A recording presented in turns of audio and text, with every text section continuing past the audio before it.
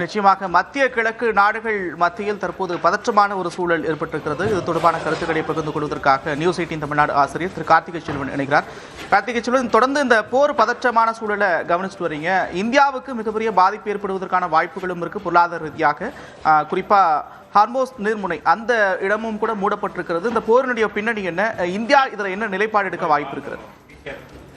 நந்தா, இது நிச்சயமாக கவலைக்குரிய ஒரு அம்சம் தான். நாம தொடர்ச்சியா அங்கே நடந்து கொண்டு இருக்கக்கூடிய மத்திய கிழக்கு நாடுகள்ல இருக்கக்கூடிய பதற்ற நிலை அப்படிங்கறத சொல்லிட்டு இருக்கிறோம். இப்போதைக்கு இஸ்ரேலும் அமெரிக்காவும் சேர்ந்து நடத்திய தாக்குதலுக்கான எதிர் தாக்குதலை தீவிரமாக நடத்துகிறது ஈரான் அப்படின்னு தான் சொல்லணும். ஈரானோட தாக்குதல்ல துபாய், தோஹா, பஹ்ரைன், குவைத் இந்த இடங்கள் எல்லாம் எதிர் தாக்குதல்கள் நடத்தப்பட்டிருக்கின்றன. குறிப்பா இந்த நாடுகள் மீதான தாக்குதல் அதை சொல்ல முடியாது.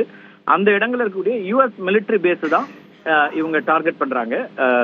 ஈரான் பொறுத்த வரைக்கும் யுஎஸ்னுடைய மிலிட்டரி பேஸ் இங்க துபாயில இருக்கக்கூடிய military base, Doha, Bahrain, Kuwait இந்த நாடுகளின் மீது அவங்க குறிவைத்து தாக்குதல் நடத்தக்கூடியதை பார்க்கிறோம். இந்த தாக்குதல் தான் இன்னைக்கு பெரிய அளவுக்கு எதிர் தாக்குதலை அவர்கள் எதிர்பார்த்தார்களா, இவ்வளவு வேகமான எதிர் தாக்குதல் இருக்குமாங்கிற கேள்வியும் இருக்கிறது. இந்த நேரத்துல பஹ்ரைன்ல யுஎஸ் ஒரு பெரிய ஒரு நேவல் பேஸ் இருக்கு. அந்த நேவல் பேஸ்லயும் ஒரு தாக்குதல் நடத்தப்பட்டிருக்கிறது. குறிப்பா இன்றைக்கு நடக்கக்கூடிய தாக்குதல்கள்ல பெரிய அளவு இழப்பு அப்படின்னு பார்த்தோம்னா அமெரிக்காவும் இஸ்ரேலும் சேர்ந்து நடத்திய அந்த தாக்குதல்ல அதிக அளவிலான several senior figures from the Iran regime have been eliminated அப்படிங்கறத அவங்க அதிகாரப்பூர்வமா கொடுக்கறாங்க. ஈரான் அரசனுடைய உயர் பொறுப்புல இருக்கக்கூடிய பலரையும் கொண்டிருக்கிறோம் அப்படின்னு. அதே நேரத்துல மிக கவலைக்குரிய ஒரு அம்சமா சொல்றது, குறைந்தபட்சம் 53 பெண் குழந்தைகள் கொல்லப்பட்டிருக்கிறார்கள். ஒரு பெண்கள் படிக்கக்கூடிய ஒரு பள்ளியில இந்த தாக்குதல் நடத்தப்பட்டதுல அந்த பள்ளியில இருந்த 53 பெண் குழந்தைகள் இறந்திருக்கிறாங்க. 80 பேர் வரை இருக்கலாம் அப்படிங்கிற அந்த தகவல்லாம் வரக்கூடிய சூழல் தான். இந்தியாவை பொறுத்த வரைக்கும் நீங்க சொன்ன மாதிரி பொருளாதார ரீதியாக பல்வேறு சிக்கல்களை எதிர்கொள்ளக்கூடியதாக இருக்கும். ரொம்ப குறிப்பா நீங்க சொன்ன மாதிரி இந்த ஹமாஸ் இதை மூடினதுங்கிறது கிட்டத்தட்ட 20% எண்ணெய் ஹேண்டில் பண்றது அந்த பகுதி தான். உலகத்திற்கான எண்ணெய் கொடுக்கக்கூடிய இடம் அப்படிங்கிறது அது மூடப்பட்டிருக்கிறது. அதே நேரத்துல துபாய் ஒரு முக்கியமான ஒரு சென்டர், உலகம் முழுக்க செல்லக்கூடிய விமான போக்குவரத்தினுடைய மைய பகுதியாக துபாய் இருக்கிறது. துபாயில நடந்த இந்த தாக்குதலுக்கு பிறகு துபாயில பல இந்தியர்கள் உட்பட பல பேரும் இன்னைக்கு அடுத்த விமானங்களுக்கு செல்ல முடியாத ஒரு சூழல்ல இருக்கிறாங்க. அமெரிக்கா செல்ல வேண்டியவர்கள் இங்க சென்னையில இருந்து துபாய் தான் டிரான்சிட், அங்கே மாட்டிக்கொண்டிருக்கிறாங்க. அதே போல பல நாடுகளை சார்ந்தவர்கள் இருக்காங்க. இப்ப அந்த பகுதியில வான்வழி முழுமையாக மூடப்பட்டிருக்கிறதுனால அந்த ஒட்டுமொத்த பிராந்தியத்திலும் இப்ப விமான போக்குவரத்து சேவை நிறுத்தப்பட்டிருக்கிறது. இது ஒரு பெரிய அளவுக்கு எக்கனாமிக் கிரைசிஸ், இது ஒரு பெரிய அளவுக்கான ஒரு பொருளாதார இழப்பை கட்டாயமா ஏற்படுத்தும்.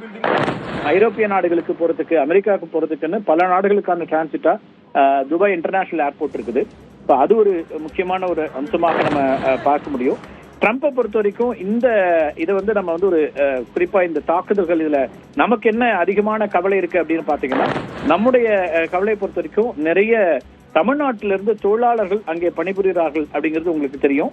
நிறைய புதுக்கோட்டை போன்ற மாவட்டங்கள்ல இருந்து, தஞ்சாவூர், ராமநாதபுரம் அப்படின்னு பல மாவட்டங்கள்ல இருந்து வளைகுடா நாடுகள்ல, மத்திய கிழக்கு நாடுகள்ல பணியாற்றக்கூடியவர்கள் நிறைய இருக்காங்க. லட்சக்கணக்கானவர்கள் அங்க நம்ம தமிழர்களும் இந்தியர்களும் இருக்கக்கூடிய நிலையில்தான் இந்த தாக்குதல் அப்படிங்கறத நாமும் ரொம்ப அக்கறையோட பார்த்து கொண்டிருக்கிறோம். இங்க தமிழ்நாட்டில இருந்தும் பலரும் அக்கறையோடு அதை பார்த்து கொண்டிருக்கக்கூடியதை பாக்குறோம்.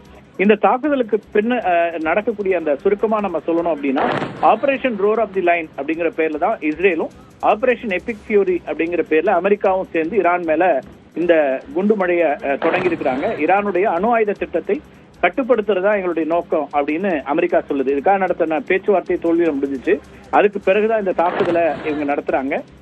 பேச்சுவார்த்தையில குறித்து அவர் ட்ரம்ப் என்ன சொன்னாருன்னா, ஒரு அதிருப்தி வெளியிட்டாரு இந்த தோல்வி அப்படிங்கிறது.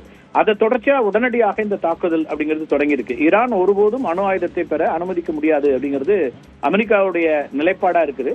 இஸ்ரேலை பொறுத்த வரைக்கும் இது ஒரு ப்ரீஎம்டிவ் ஸ்ட்ரைக் அப்படின்றாங்க. அதாவது வரக்கூடிய தாக்குதலை எங்களை நோக்கி அவங்க தாக்குதல் நடத்திருந்தாங்க, அதனால நாங்க முன்கூட்டியே தாக்கிட்டோம் அப்படிங்கிற மாதிரி ஒரு கிளைமை இஸ்ரேல் முன்வைக்குது. இஸ்ரேல் மீதான ஈரான் ஏவுகணை மற்றும் ட்ரோன் தாக்குதல்களை நடத்துறதுங்கிறது எங்களுக்கு தகவல் கிடைச்சது, அதனால நாங்க வந்து முன்கூட்டியே இதை ஆரம்பிச்சிட்டோன்றதுதான் இஸ்ரேலுடைய விளக்கமா இருக்கு. ஆனால் இது எல்லாமே வந்து இஸ்ரேல் அமெரிக்கா 2 நாடுகளும் சேர்ந்து ஈரான் மீது நடத்தக்கூடிய ஒன்று. ஈரான்ல கடந்த சில மாதங்களாகவே போராட்டங்கள் நடந்து கொண்டிருக்கின்றன. இந்த போராட்டங்களுடைய அடிப்படை அப்படின்னு பாத்தீங்கன்னா அங்கே வந்து ஒரு எக்கனாமிக் கிரைசிஸ் வந்திருக்கக்கூடிய சூழல தான் இந்த போராட்டங்கள் அங்கே நடந்து கொண்டிருக்கின்றன. இந்த போராட்டங்கள் நடக்கக்கூடிய சூழல தான் அமெரிக்கா என்ன திட்டமிடுறாங்கன்னா, இந்த போராட்டக்காரர்கள் ஒரு பக்கம் நடக்கக்கூடிய சூழலே அவங்கள அரசாங்கத்திற்கு எதிராக அங்க உயர் பொறுப்புல இப்ப அரசு பொறுப்புல இருக்கக்கூடியவர்களுக்கு எதிரான ஒரு புரட்சியாக மாற்றுவது அப்படிங்கிற ஒரு அடிப்படையில தான் இந்த அமெரிக்க தாக்குதலும் கூட பார்க்கப்படுது. அமெரிக்க அதிபரும் கூட ஈரான் மக்களுக்கு அப்படியான ஒரு இதுதான் அறிவுறுத்தல தான் கொடுக்கிறாரு. ஈரான்ல இருக்கக்கூடிய உச்ச தலைவர் அயதுல்லா அலி கமேனி அவரோட அலுவலகத்துக்கு அருகில கூட தாக்குதல் நடத்தப்பட்டுச்சு.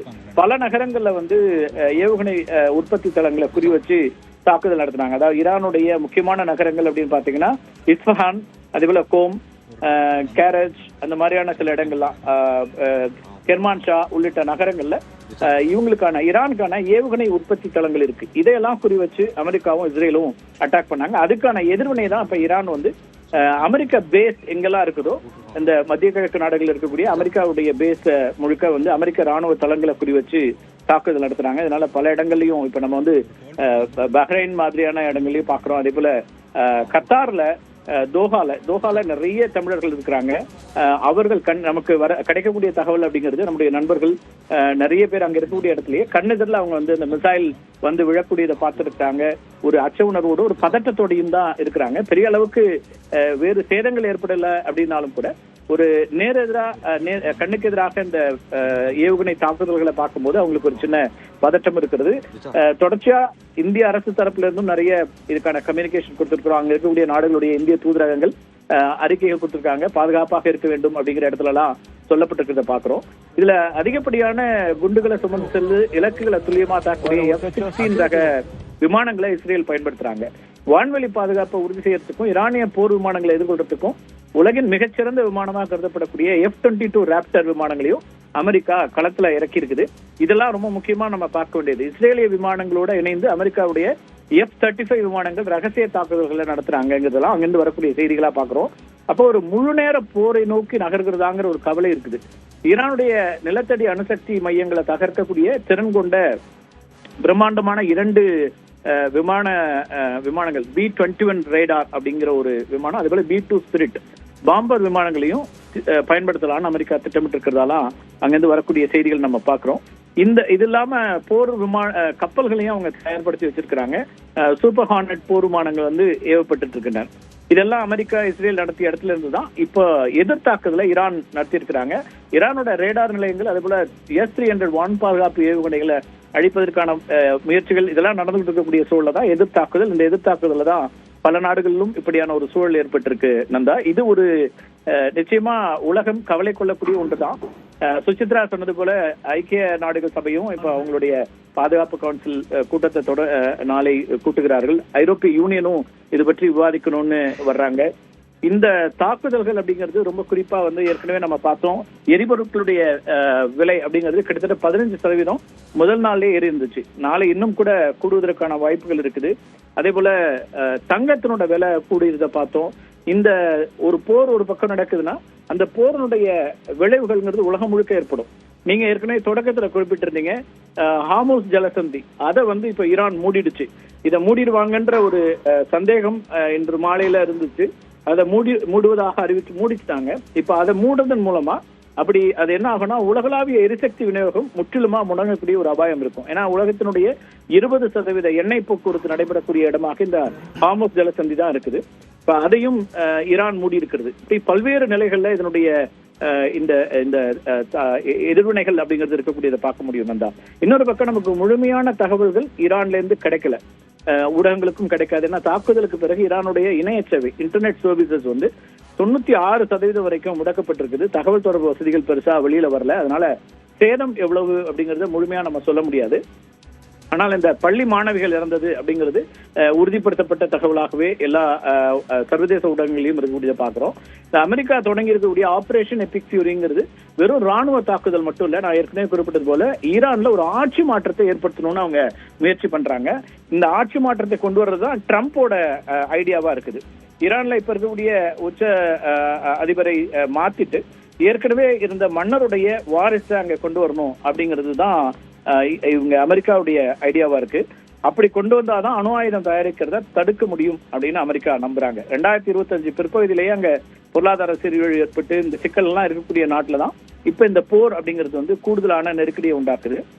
அமெரிக்காவை பொறுத்த வரைக்கும் ரெசா பாலவி அப்படிங்கிற முன்னாள் இளவரசர், ஈரானோட முன்னாள் இளவரசர், அவரை இந்த பொறுப்புக்கு கொண்டு வரலாம் அப்படின்னு திட்டமிடுறதா தெரியுது. இவர் யார் அப்படின்னா 1979ஆம் ஆண்டு ஈரானிய புரட்சிக்கு முன்னாடி அந்த நாட்டை ஆண்ட மன்னரா இருந்த முகமது ரெசா பாலவி அப்படிங்கிறவருடைய மகன். அவரை தான் இப்ப கொண்டு வரணும்னு நினைக்கிறாங்க. அப்ப இந்த தாக்குதல், அமெரிக்கா இஸ்ரேலோட தாக்குதல் அப்படிங்கிறது வெறுமனே அங்க இருக்கக்கூடிய ஈரானுக்கு எதிரானது மட்டுமில்ல, ஈரான்ல ஒரு ஆட்சி மாற்றத்தை கொண்டு வர வேண்டும். அந்த ஆட்சி மாற்றத்தின் மூலமா தான் அணுசக்தி உற்பத்தியை தடுக்க முடியும் அப்படிங்கிற இடத்துல இருந்து அமெரிக்கா இந்த காய் நகர்த்துகளை நடத்துறாங்க. ஆனால் ஈரான்ல இப்போ பொறுப்புல இருக்கக்கூடியவர்கள் அதற்கு நாங்க எந்த விதத்திலையும் விட்டு கொடுக்க போறதில்ல, எதிர்த்தாக்குதல் நடத்துவோம் அப்படிங்கிற ஆபரேஷன் மிட் நைட் ஹேமர்ங்கிற அந்த ஒரு கடந்த ஆண்டு நடந்தது மாதிரி இப்ப கிடையாது, இது முழு நேரமாக நடக்கக்கூடியதா இருக்குது. அப்போ இது ஒரு எதிர்த்தாக்குதலை ஈரானும் ரொம்ப ஸ்ட்ராங்கா நடத்துறாங்க. ஈரான் ஒரு பக்கம் கச்சா எண்ணெய் இதெல்லாம் ஒரு இந்த பெரிய அளவுக்கு எதிர்வினை ஆற்ற மாட்டாங்கன்னு எதிர்பார்க்கப்பட்ட இடத்துல இருந்து ஈரானுடைய இந்த எதிர்வினை அப்படிங்கிறதும் பெருசா இருக்கு. அதனால உயிரிழப்புகளும் அதிகமா இருக்கும் அப்படிங்கறது தான் பார்க்க முடியுது. 201 பேர் உயிரிழந்திருக்கிறாங்கன்னு ஈரானுடைய தகவலாக இருக்கு. இன்னும் நிறைய 24 மாகாணங்களை சேர்த்து 700க்கும் மேற்பட்டவர்கள் காயம், இதெல்லாம் நம்ம பாக்குறோம். இது தவிர முழுமையான தகவல்கள் வந்து சேர்றதுக்கு நிறைய நேரமாகலாம். ஆனால் இப்போதைய சூழல்ல இந்த தாக்குதல்கள் அப்படிங்கிறது அந்த மத்திய கிழக்கு நாடுகள்ல ஒரு பதற்ற சூழலை உருவாக்கி இருக்கிறது. அங்க இருக்கக்கூடிய பணியாளர்கள், நிறைய இந்தியர்கள், தமிழர்கள் அங்க இருக்கிறாங்க. அதே போல கேரளால இருந்தும் நிறைய தொழிலாளர்கள் இருக்கக்கூடிய சூழல்ல அவர்களுடைய பாதுகாப்பு அப்படிங்கிறதுக்கும் நம்முடைய இந்திய அரசாங்கமும் பல முயற்சிகள் எடுக்கிறாங்க. நந்தா, நிச்சயமாக நீங்க குறிப்பிட்டது போல மத்திய கிழக்கு நாடுகளில் மிக பதற்றமான ஒரு சூழல் ஏற்பட்டிருக்கக்கூடிய அதே நிலையில இந்தியாவிலிருந்து பலர் அங்க வேலை நிமித்தமாக சென்றிருக்கக்கூடிய மக்கள் வாழ்கிறார்கள். தமிழ்நாட்டிலும் கணிசமான மக்கள் அங்க இருக்கக்கூடிய ஒரு சூழல்ல அவர்களை மீட்டு கொண்டு வரக்கூடிய நடவடிக்கைகளை மேற்கொண்டிருக்கிறாங்க இந்திய அரசு. தற்போது பாதிப்பு ஏற்பட்டிருக்கக்கூடிய நாடுகளில் இந்தியர்கள் எத்தனை பேர் இருக்கிறார்கள் என்பது தொடர்பான எண்ணிக்கை, அந்த கணக்கெடுப்பு பணிகள் தொடங்கியிருக்கிறது. அதே நேரத்தில் உதவி எண்கள் எந்தெந்த நாடுகளில் இந்த போர் பதற்றம் நீடிக்கிறதோ அந்த எல்லா நாடுகளிலும் தூதரக ரீதியாக மக்கள் தொடர்பு கொள்வதற்காக உதவி எண்கள் அறிவிக்கப்பட்டிருக்கிறது.